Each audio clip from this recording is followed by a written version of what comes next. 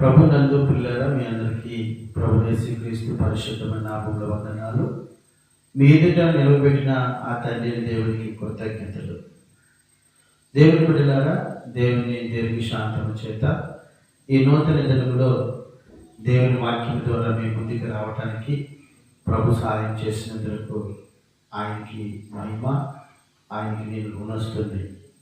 చూస్తున్నటువంటి వింటున్నటువంటి మీకు దైవాశీర్వాదాలు కలుగును గాక.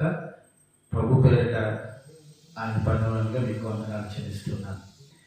పిల్లరా, మరి దేవుని కృపలో ఈ ఉదయ కాలంలో దేవుని యొక్క మరొక మాట ఏమిటనగా, దేవుని బిడ్డలారా, దేవుని యొక్క కృపను బట్టి మనము వివాహాలు అయిన తర్వాత పిల్లల కనాలని చాలా ఆశపడుతూ ఉంటాం. అయితే దేవుని కృపలో చాలా మందికి పెళ్ళి అయిన వెంటనే దేవుడు గర్భం తెరుస్తాడు, వారికి పిల్లలు ఇస్తాడు. మరికొందరికి వివాహం అవుతుంది, సంవత్సరాలు జరిగిపోతూ ఉంటాయి, కానీ చాలామంది పిల్లలు లేక ఎంతో బాధపడుతూ ఉంటారు. అలాంటి వారికి దేవుడు ఉదయకాలంలో ఒక చక్కని ధైర్యం కలిగిన మాట, ఓదార్పు కలిగినటువంటి మాటను మనం ముందుంచుతున్నాడు. ఏమిటి అనగా పిల్లరా, ద్వితీయోపదేశకాండము 28వ అధ్యాయంలో ఇలాగూ సెలవిస్తున్నాడు. 3వ వచనంలో, నీవు నీ పట్టణంలో దీవింపబడదు, నీ పొలములో దీవింపబడదు, నీ గర్భఫలము, నీ భూఫలము, నీ పశువుల మందలు, నీ దిక్కుటెద్దులు, నీ గొర్రెలు మేకలు మందలు దీవింపబడిను. దేవునికి స్తోత్రం కలుగును గాక. ప్రభునందు పిల్లరా, దేవుని మహాకృప చక్కని మాట రాయబడింది. పెళ్ళి అయ్యి పిల్లలు లేకుండా బాధపడుతున్నటువంటి వారికి దేవుడు ఉదయకాలంలో ధైర్యాన్ని ఇస్తున్నాడు. అయితే పిల్లరా, దేవుడు తన రక్తం ఇచ్చి కొనుక్కున్నటువంటి మనం దేవుని యొక్క కృపగల మాటలను విని నేర్చుకొని వాటి చొప్పున నడిచినట్లయితే దేవుని బిడ్డలారా, మన గర్భఫలము దేవుడు దీవిస్తాడంటున్నాడు.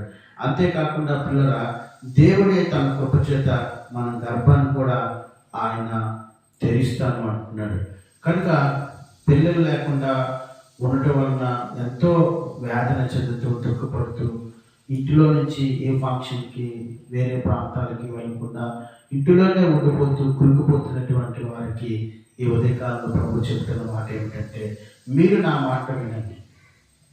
ఒకటి, కొంతమందికి మరొక ఆలోచన, దేవుని మాటని శ్రద్ధగా వింటున్నాను కదా, ప్రార్థనా మందిరానికి చక్కగా క్రమాలు పాటిస్తున్నాను, అయినా నాకు ఎందుకు గర్భం తెరవబడట్లేదు అన్న ప్రశ్న రావచ్చు.